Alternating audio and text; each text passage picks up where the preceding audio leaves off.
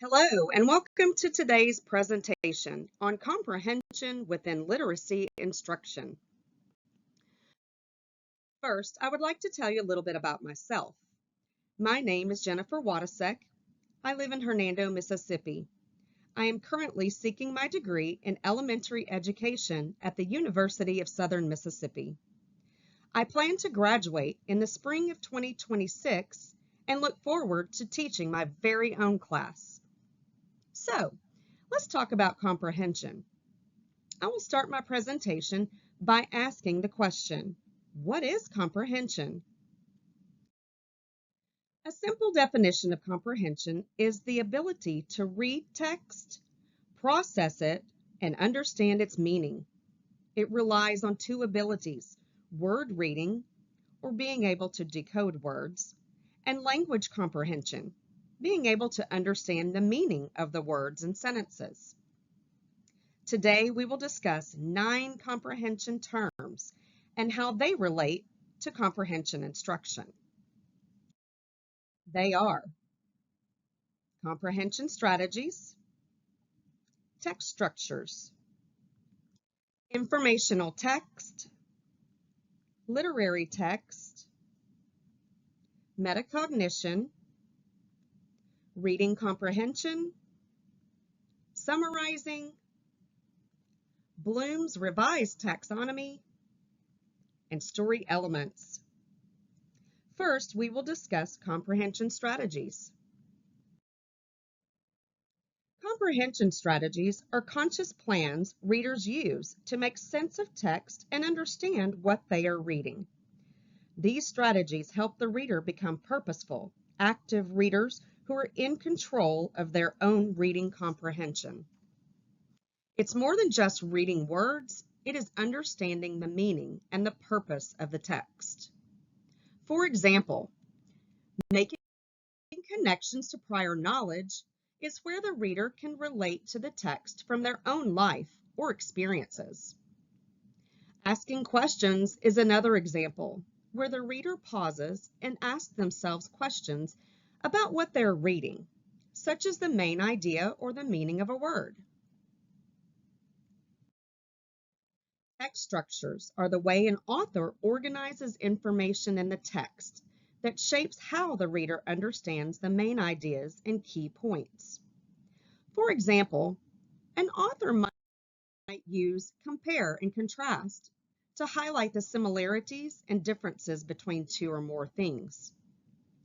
Or they might use problem and solution, where the author presents a problem and then provides the solution to the problem. Informational text is a type of nonfiction writing that focuses on presenting factual information. Readers can use text features such as the table of contents, graphics, glossary, and the index to help them understand what they are reading.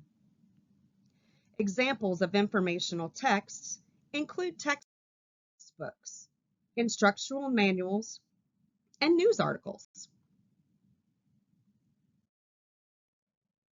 Literary text is a type of writing that is focused on telling a story. Literary text will have characters, a plot, and a setting.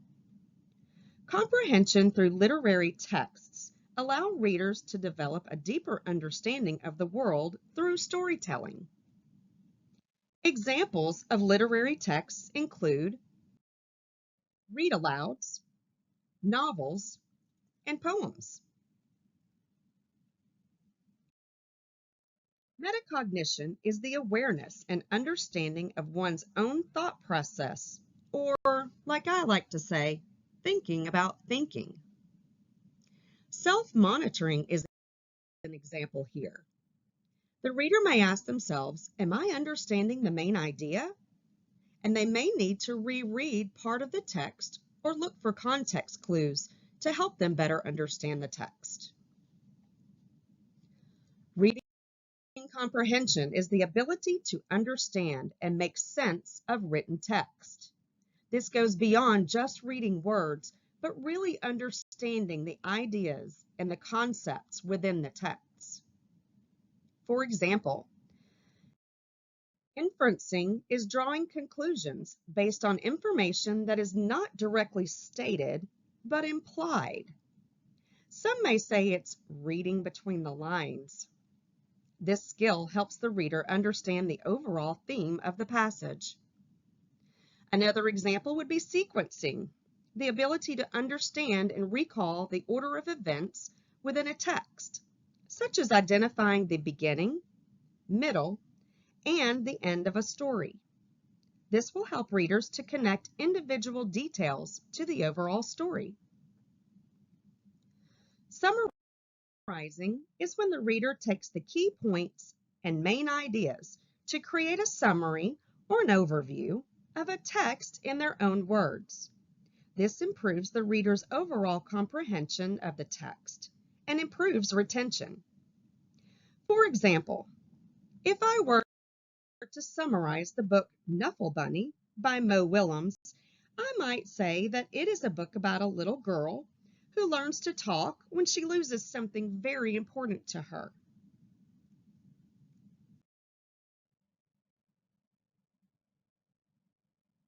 Bloom's Revised Taxonomy is a tool for educators to use to plan and design instruction. Based on Bloom's original taxonomy, the revised taxonomy uses verbs instead of nouns to show the level of cognitive processes involved in learning. The graphic here shows that there are 6 levels of cognitive learning that build on the previous level. Remember, understand, apply, analyze, evaluate, and create. Bloom's revised taxonomy encourages to use descriptive, measurable words such as demonstrate, define, solve, develop, and explain. Story elements are parts of the story that include the setting, characters, plot, and theme. These elements help readers understand the story's meaning and structure and will help them be able to answer key questions about the story. For example, the setting is when and where the story takes place. The characters are who the story is about. The plot of the story tells what happened and gives the story a beginning, middle, and an ending. And finally, the theme is the lesson or the big idea that the author wants the reader to take away from reading the story. In conclusion, comprehension is the foundation of teaching literacy effectively. We should teach our students the tools and strategies that will help them make meaning of texts. We can help students think deeper and reflect on their reading by focusing on metacognition and by using Bloom's revised taxonomy. Story elements and summarizing provide support for the student's understanding, recall, and analysis of the text. Using all of these elements together will help students become confident readers who can work through and connect with texts in meaningful ways. Thank you for joining me in discussing the terms used in comprehension within literacy instruction.